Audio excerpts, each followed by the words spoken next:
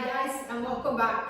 I thought as we worked now what feels like ages ago on a single leg stretch, for the ones of you that feel a little bit stronger now and been practicing a little bit more confident, we might try and see if we can get into a double leg stretch.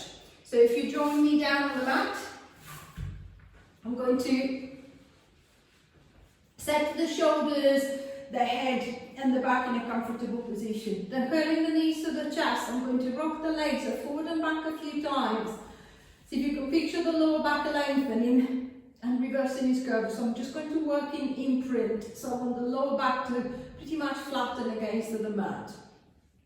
If I know that my lower back tends to hyperextend, so it tends to arch a little bit too much, so I don't seem to be able to get it flat on the floor, then I might use a little help. So I'm just going to roll them out a towel and then curling my bum up in the air. I'm just going to wedge the mat under the tailbone. I'm not sitting on top of the mat, I'm just wedging it so that the hips are slightly curled up. The tailbone is pointing up towards the ceiling, so my lower back is being almost like forced into flexion. So I don't need to work harder to maintain the position as the mat there is doing it for me. So maybe starting with the mat underneath and then taking it away if you feel that you've got control, or if you feel confident enough just to start without the mat. So I feel the lower back is down. If I try and press down a little bit harder, as I press down a little bit harder, I can feel the belly contracting to encourage that little extra pressure. So maintaining that extra pressure there, so I don't want the lower back to lift up at all. I'm going to maintain the compression at the front, and then I'm just going to start a single leg to a little warm up. So I'm going to extend my right leg, straightening up the legs, so feeling the front of the thigh tense into lock the knee, the foot is pointing slightly, I'm not pointing too hard, but it might start crumping up. And then what I want is to be aware of the tension at the front of the hip and into the front of the belly.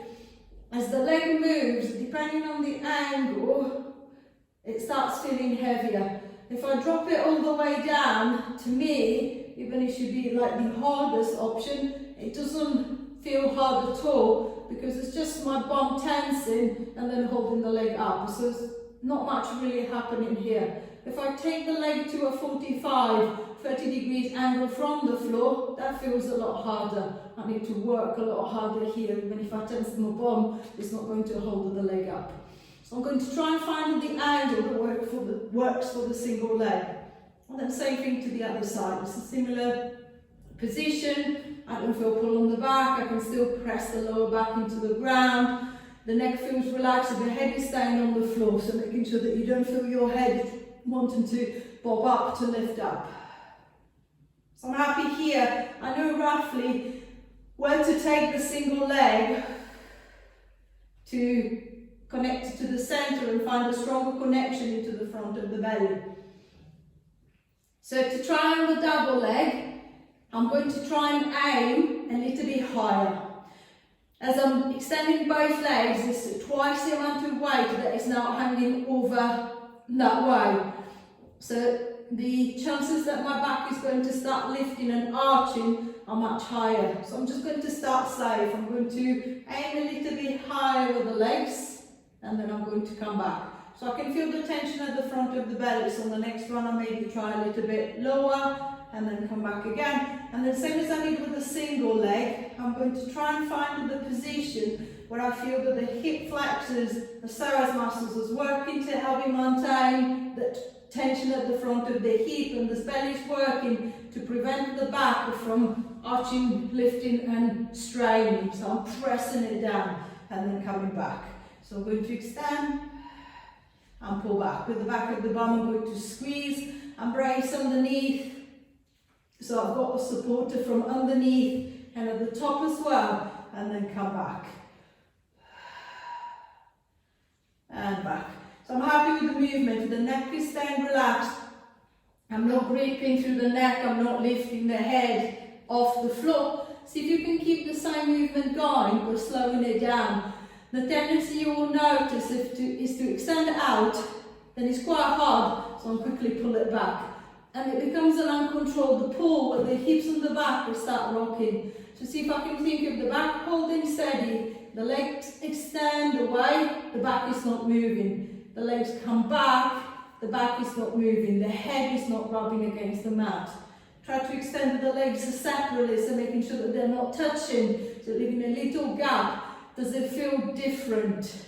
If it does feel different, it's normally because one leg is leaning over the other, so one side is working a little bit less. So if I keep a little gap in between the legs, that makes both sides work exactly the same. They can't escape it, nothing is there to support or to help. 5, 4,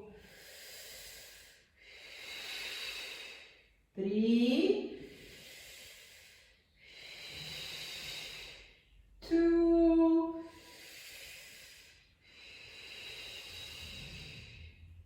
last one, out. Releasing down, dropping the feet down, extending the legs away, allowing the front of the belly, front of the hips to relax. I've got good control. I can feel the stronger connection into the hips, into the belly. I'm going to try one more time. If I feel that I can progress it, or not so much progress it, but change the movement slightly, I'm going to try and see if I can add the upper body. So see if I can create that full compression at the front of the belly, from the ribs down to the hips. So curling the knees back into the chest and resetting the position. So mat under the hips or no mat if I feel that I've got a good control there. I'm going to reach both hands to the back of the head to support the head, and then tilting the chin to the chest. I'm going to lift the head and lift the shoulders. Imagine the head to be standing on top of the chest. This is nice and upright. I'm looking straight down at the body. My head is not leaning back, so I'm not creating compression at the back of the head, and I'm not creating the massive tension through the SCM and the front of the neck. So the SCM is working as it's holding the head forward, but the head is forward, so it doesn't feel so heavy, doesn't feel so hard. My arms are there, so the tension is very, very little. I'm going to maintain that lift, pressing the lower back into the ground to see if I can feel the belly tense, and then I'm going to extend the legs away, squeeze into the back of the bum. Legs are slightly apart, the legs together, and then again. Finding the breath that works for you. Predominantly people will tend to breathe out as they extend, and then in as they pull back. You can breathe whichever way around you want, as far as it feels right for you. 10. 9. Keeping the head and the shoulders steady. 7. 6. Legs higher if you're struggling. 5. 4. Head and shoulders down if it's getting too much. 3. 2. Last one. And releasing back.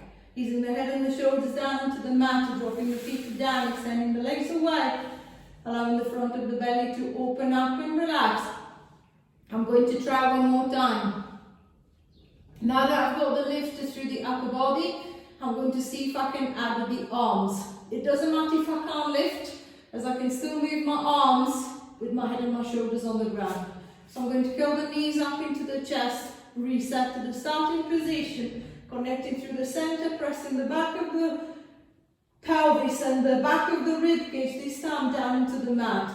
So as the arms reach behind, see if you can be aware you're not pulling your chest towards your face. So if my chest starts popping up, it means that my rib cage is lifted off the ground. So again, I'm going into hyperextension. So if I press the back of the rib cage down, I can feel the strong tension at the top and at the bottom of the belly. So I'm going to start with the head and the shoulders down. I'm going to take a deep breath in, and then as I breathe out, I'm going to extend both arms and both legs, pressing the rib cage and the back of the hips are down, squeezing with the back of the bum, tensing through the front of the thighs, pulling everything back, and then trying again. 2 and back. 3 4, and back, 5. On the next one, if you can, tilting the chin, lifting the head, lifting the shoulders, curling up. Maintaining the head into its upright position. This time I need to use my neck as the arms are busy doing something else. Extending the arms, extending the legs. So try not to drop through the shoulders. Try not to arch through the back. And pull back. 2, 3, 4. Last one. And releasing back. Using the shoulders and the head if they're lifting, dropping the feet down, extending the legs, extending the arms away, allowing the front of the belly to open up and to stretch out, to relax. So I hope that the movement makes a little bit more sense, or at least you find an option that works good for you, and then you've got something that you can aim to get into, adding the arms, adding the upper body, playing around with the different options, see if you can find one that challenges you most. So any question, any request, the same as usual, please send a note and I'll try to get back to you as quickly as I can. Bye for now.